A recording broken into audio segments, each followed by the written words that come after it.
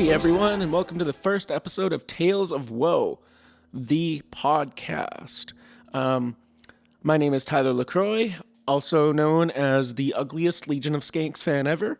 If you're a fan of that podcast, you might remember me, probably not, but I was on episode 471 of Legion of Skanks, where they had a contest for the ugliest Legion of Skanks fan.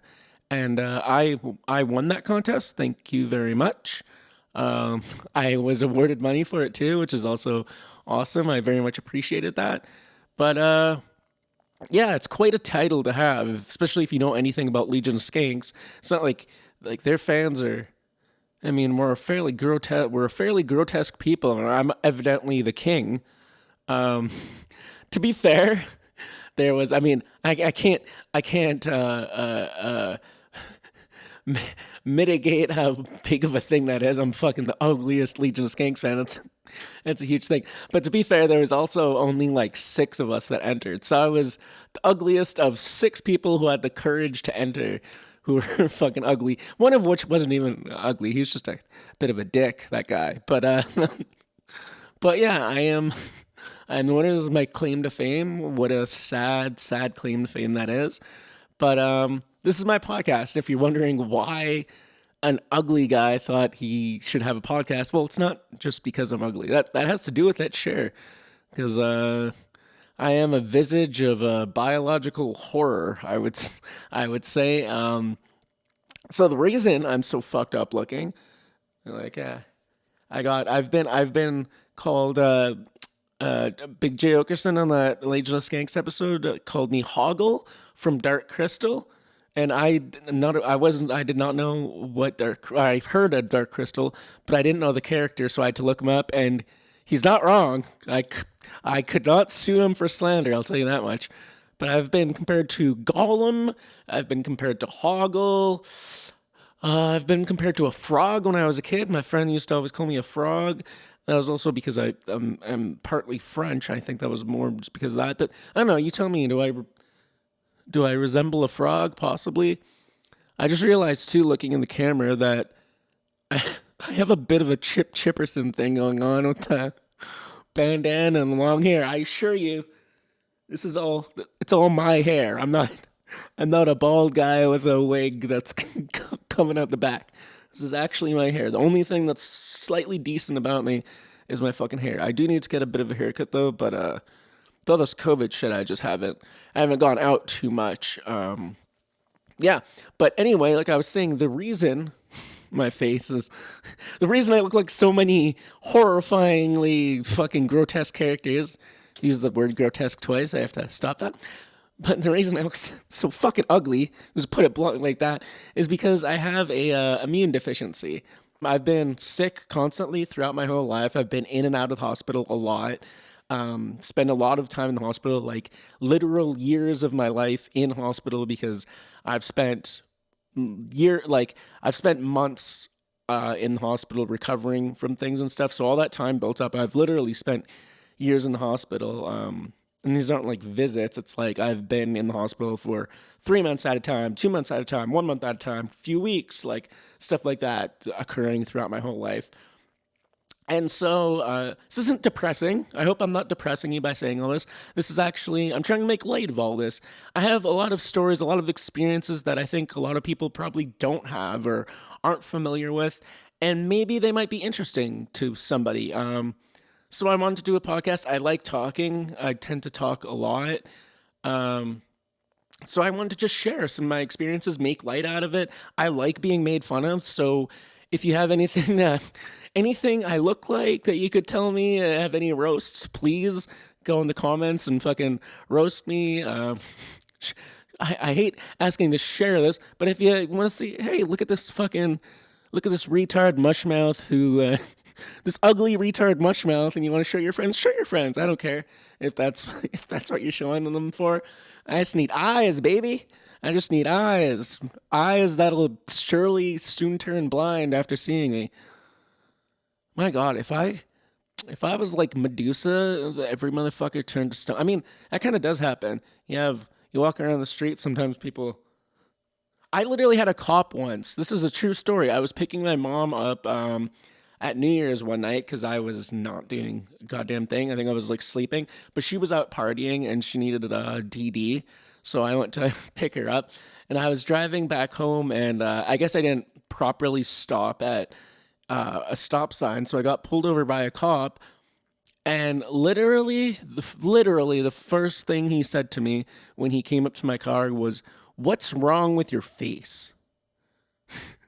What's wrong with your face? And he kind of sounded like, what's wrong with your face? And that's always nice. I found it kind of funny because it was so blunt that I just couldn't help but kind of laugh because it's such a fucking crazy question. Like, sure, a lot of people think that, I'm sure, but nobody actually really asked you that question. So it was kind of funny to me. My mom did not. My mom was fucking wasted, and she did not appreciate that at all. She always very much disliked that police officer after that. But yeah, so I get shit like that all the time. Just weird things. I mean, people think I'm fucking people. When I used to live in Calgary, people thought I was fucking homeless at times. Like people treat me like people just look at me sometimes like I'm like literally like I'm a homeless bum that's gonna steal shit. I've had that before, so that's fun. That's a lot of fun. That's not me griping. That's just what happens. A lot of this too. What I wanted to do with this podcast when I tell these stories and I have I want to make light out of it, and I want to not be victimly about it because I see a lot of shit, a lot of people being victims about fucking their problems and shit nowadays, and that's just very annoying. This isn't a political podcast at all. I'm not gonna be talking about COVID. I'm not gonna be talking about fucking left and right. I don't fucking. That's for other people to talk about. That's not what I want to talk about. I have no interest. That's for people smarter than me. I am not a smart man. I'm not a good looking man. I just talk a lot.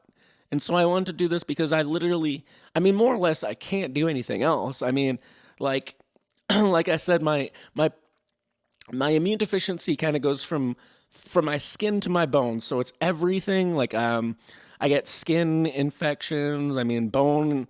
I have a lot of bone problems. All my baby teeth wouldn't fall out. I had to get them all removed. Stuff like I said, like I get skin infections a lot.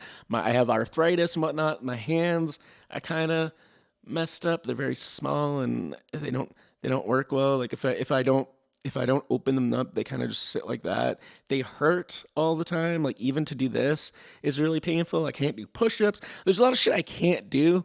Talking is something I can do. Maybe not well. Maybe I'm not funny or interesting.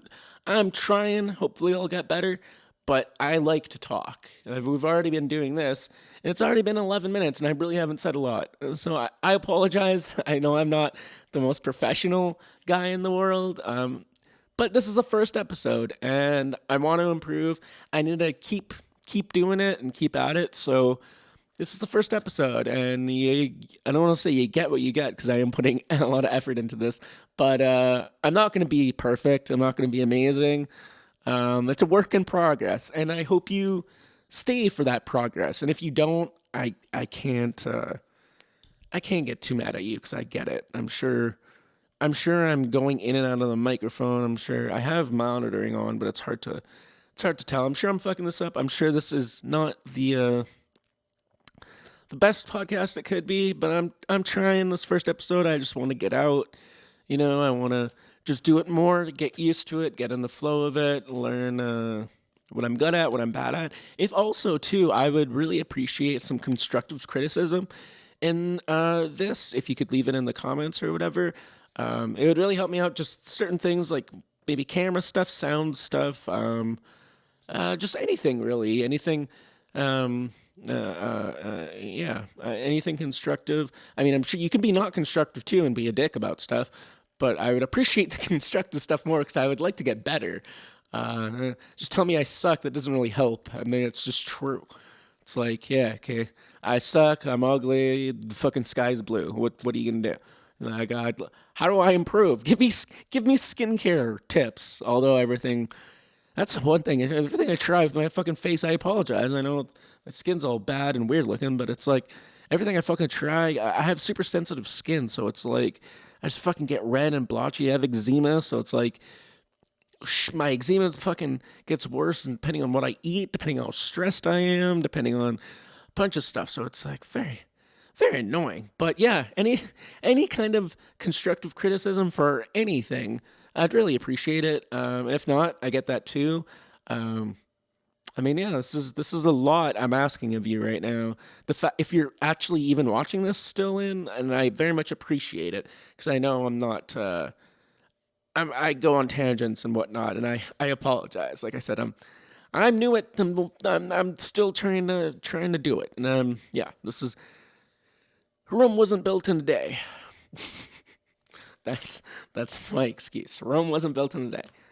But yeah, this isn't going to be the longest episode. It's probably going to be edited a bit if you've seen some cuts. It's just because I keep messing up and I'm trying to kind of try to keep going and flow through. But I just want to tell a few stories about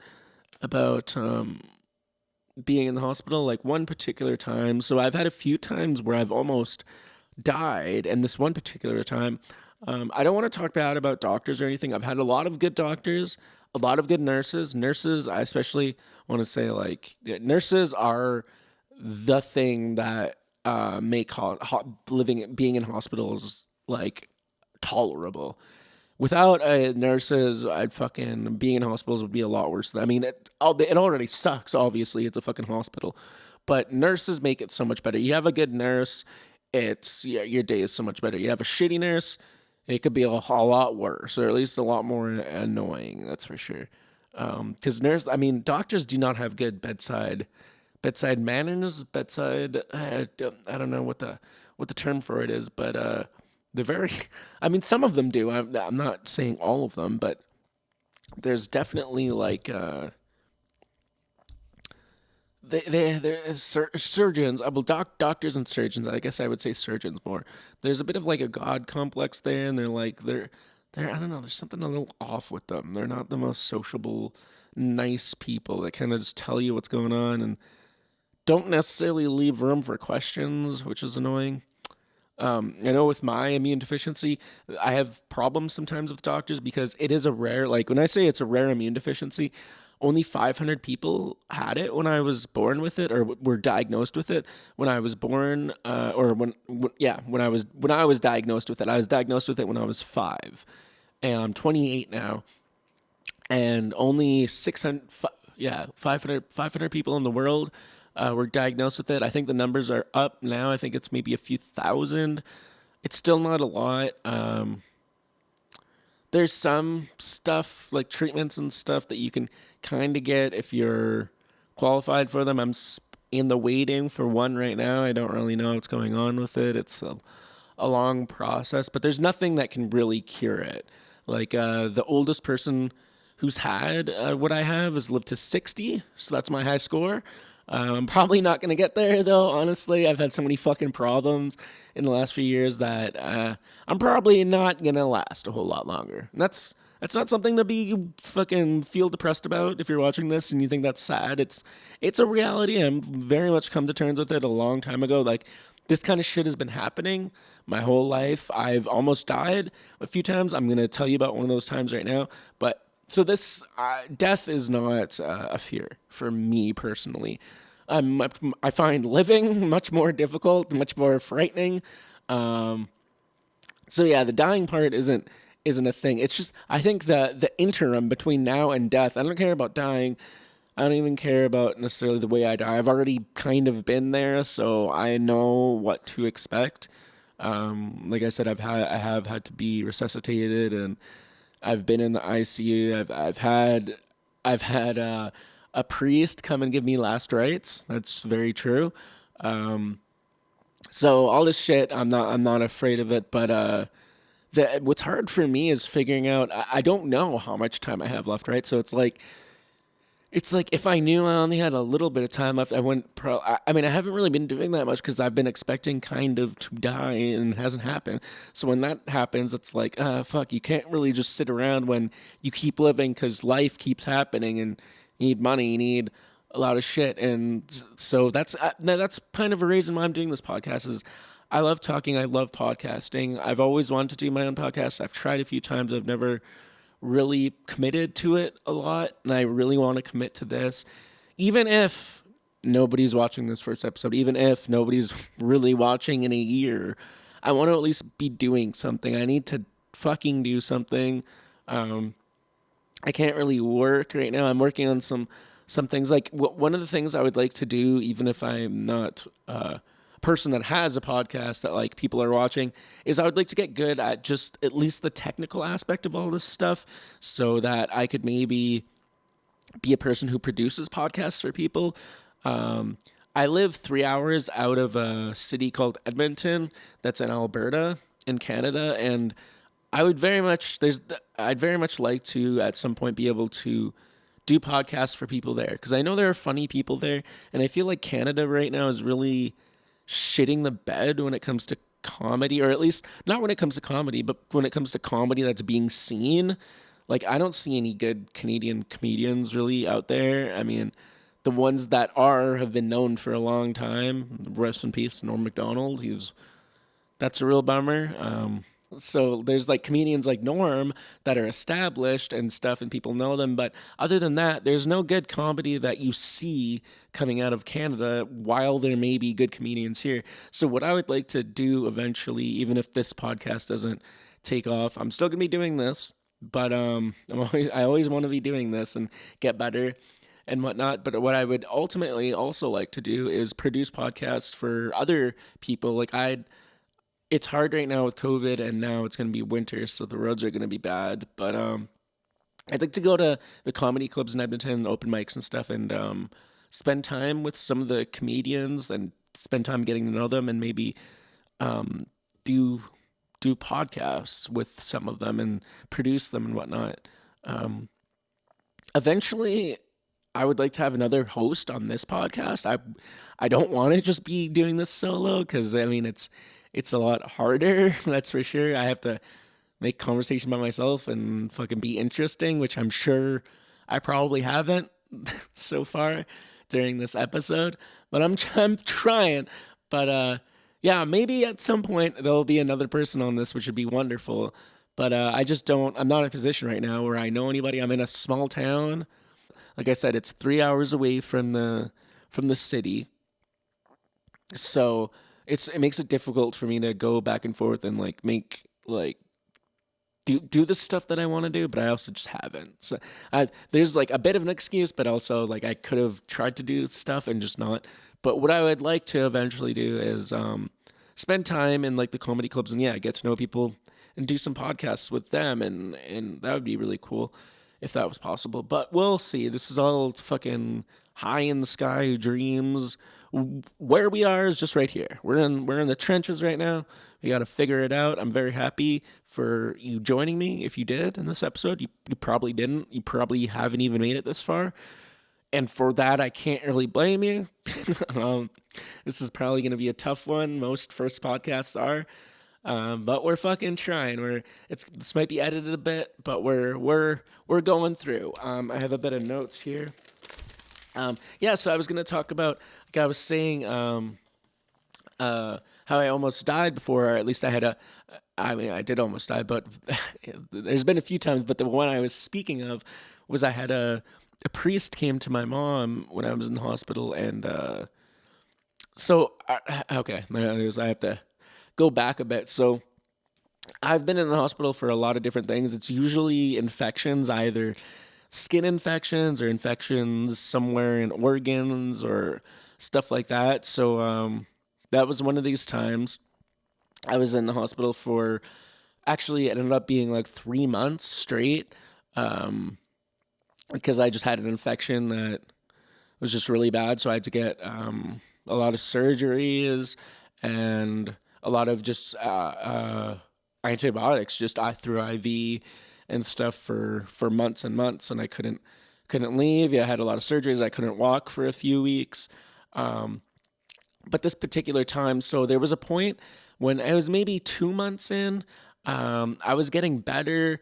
And so I had this one doctor that wasn't experienced with me. And that's always a scary thing, because with my immune deficiency, it is really rare and it is really severe. And A lot of people, I mean, because it's so rare, most doctors, when they meet me, it's their first time encountering it. So they fucking go on Google and try to figure stuff out. But a lot of them, some take it seriously, some do not. And so this particular doctor didn't really take it that seriously, and he thought it would be a good time because I was showing improvement. That he thought it would be good for me to go off my antibiotics. So he took me off my antibiotics at nighttime. I was just getting kind of water and stuff throughout the night. I still had my IV, but I wasn't really getting antibiotics. And so this is at nighttime. I wake up. Yeah, and I was also given, I think, pain medication as well throughout the night because I was in a lot of pain. But I wake up at about 7 in the morning.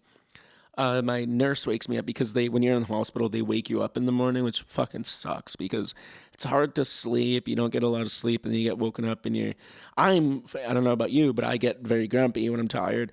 And so this particular morning, I was extremely tired, and I had a nice nurse, and I was just really tired, and it was pissing me off that she was waking me up. Like I was really annoyed, and I was just all I remember is being so tired, and so she was kind of looking at me, and I guess my skin tone looked funny, and so she took my pulse or did whatever the shit you do, all the stuff. What do they do? They they come in, they take, yeah, I don't know, they have different scans and stuff. They take your temperature, take your pulse, take a few things. And then yeah, I hear this thing over the monitor, rapid response to whatever room I was in. I don't remember the number of the room I was in at the time, but so a bunch of people come in, and so what ended up happening was that doctor took me off the medication the night before, and my body did not like that because the infection was still there,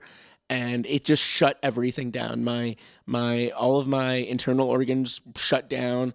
So I was in the process of dying. Just like all I remember is being super fucking tired. So they call rapid response in. I'm kind of going in and out of consciousness. At some point I get resuscitated.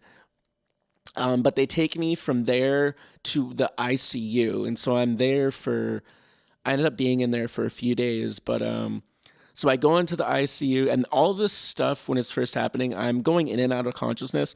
So I remember bits and pieces, but I was in like this particular thing. There was about a 4 hour stretch that happened of just surgeries, and like they were trying to all of my veins and my body collapsed, so they were trying to find a vein to put like the IV in. And so what they ended up doing, it was some real. If you've seen The Exorcist, when Reagan is in the hospital, they're doing all these tests on her and whatnot, and at one point they put a needle into her neck, and then it fucking spurts out and all that shit. They did that to me. It's every time I see that, it's hard for me to watch.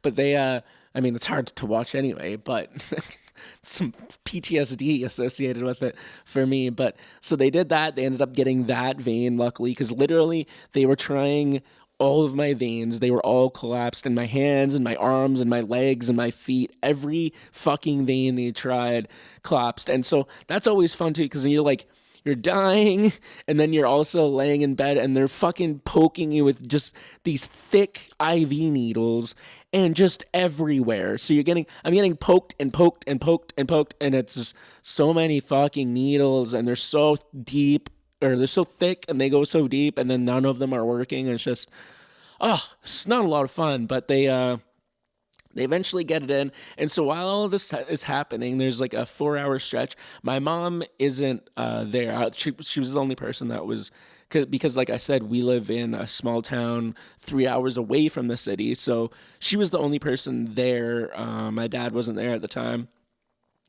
And so she can't see me while these doctors are operating, whatnot. There's about a 4 hour stretch where they're not letting her into the room. They're not really telling her what's going on. She doesn't know if I'm alive or not.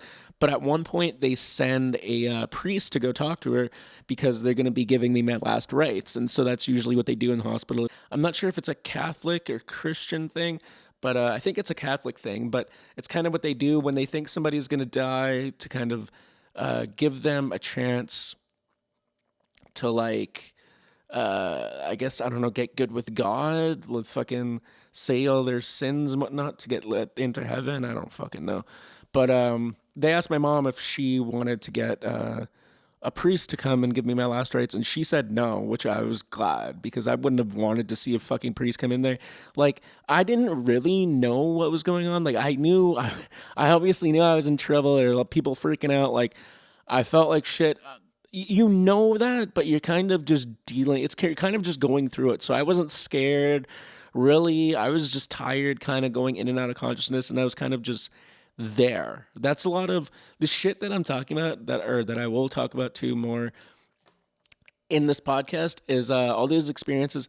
A lot of the time, you are just dealing with it. There are times where it's definitely, sure, it can definitely get emotional and whatnot and hard, but a lot of the time for me, I've been dealing with this so long in my life that it's kind of just, you're kind of just going through it. It's emotions, and it sucks sometimes, and it can be really awful, but you're kind of just going through it. And so with this, I was kind of just going through it, and I was very glad that I didn't have to see a priest, because what am I fucking? I don't want a priest, and for the first things, I'm not religious myself, but also like, what am I gonna fucking say? It's like, I don't need your God to let me into heaven, man. I'm my own person, man. But yeah, I don't know. I just I'm glad that she said no, and that it was weird to me that she did say no, because she's more of a kind of religious person than me. But I think she was like, it's kind of just not the time. It was, I guess, the time, but it wasn't for her. It's just like, I don't want to think about this. I don't want to hear this. Just let what happened happen. And I ended up surviving that time. So that's good. I didn't need them. I don't need your fucking last rites, god damn it. God damn it, God. This fucking God that can give me a goddamn curse. I don't need your goddamn forgiveness, you cocksucker. I'll die without it, you bitch. I'll go through all this shit without you, motherfucker. But no, I'm not, that's one thing too, is I've never been that person that's like mad at God for my problems. It's like, that's just what happens. It is funny. I do find it very funny that it's called. So I said it was called Job syndrome. It was called Job syndrome. They later renamed it because it's kind of fucked up that they named it. It's like, oh, look at you. Here's your devil curse. Oh, what do you? You have problems. What have you been diagnosed with? I've been diagnosed with cursed from fucking the devil, or I guess God. God cursed me. It's from the tippity top itself. But so now it's called hyper IgE syndrome, because I guess the problem with it is it has to do with your your immunoglobulin levels, and so there's a couple different things you can have when you have hyper IgE syndrome. I think there's different. I don't know. I don't know all the technical shit for it really. I just live with it. You know what I mean? It's like there's all this shit kind of about it a bit, but like it doesn't really help me in my day-to-day life, more or less. It's like, so yeah, I don't, the ins and outs, I don't know all about the differences or whatever in my people. I do know though that the oldest person to have what I had was 60 years old. So that's my high score. But I don't expect to get there. I'm 28. I think I've lived plenty long, so I'm expecting to go any time now. But I've fucking survived so far, so who knows? I might fucking make it to 60. You never know. I really kind of hope I don't, though, because I'm not prepared for that. Like I was saying before, I've been expecting to die. So when you kind of expect to die, you don't really plan for the future. And then the future keeps coming, and you're like, oh, fuck. I don't think I'm prepared for this. So that's the mode I'm in now, is like, fuck, like I haven't died yet, so I gotta get my shit going. And I mean, I love talking. I love podcasting. I have to do this more. I hope this wasn't the biggest bore for you. Maybe this was a little bit entertaining, at least, I hope.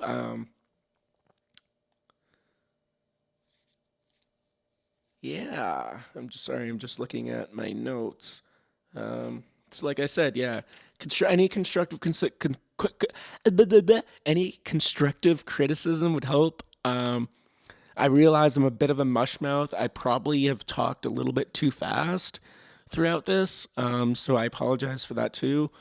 I'm going to keep trying to get better. This may be edited a bit. And yeah, I'm not going to make this as long. I mean, I don't want these episodes to be super long. I've had my previous podcast the episodes would be too long. I would talk too much, go on long tangents. I mean, I did that already. I'm doing it currently. But I want this one to be a little bit more concise. And this may not be good evidence for that. But I'm trying. Like I said, first episode. So any constructive criticism, I would really appreciate. Click the buttons if you would. If not, that's fine. I don't really want to say fucking the shit everybody else says because I find that just very annoying. Fucking smash the bullshit. Fuck all that. Just if you care, click buttons. If not, that's fine. I get it. This is a first episode. I can't imagine it's going to be great or I'm going to get a lot of people from this, but I'm trying. And yeah, I think the one thing I did want to address is if you did see the Legion of Skanks episode, they remark on my dick in it. And I just want to set the record straight, say my dick is good. It's actually, I would say, the only things that are good about myself physically, and that's not me just shitting on myself, it's just, I think, more or less a reality because my whole body's kind of fucked. But I got good hair. I'm Becky with the good hair. I got pretty eyes. I got some pretty hazel eyes. You can't say I don't, right? I got some pretty eyes. And my dick is all right. I got an all right dick. I'm pretty happy with it. I got to say, I've actually had sex with 5 girls. I know that's not a lot for most people, but for me, I mean, come on. It's pretty good. Ugliest Legion of Skanks fan has fucked 5 people? That's pretty nuts, I think, in my opinion.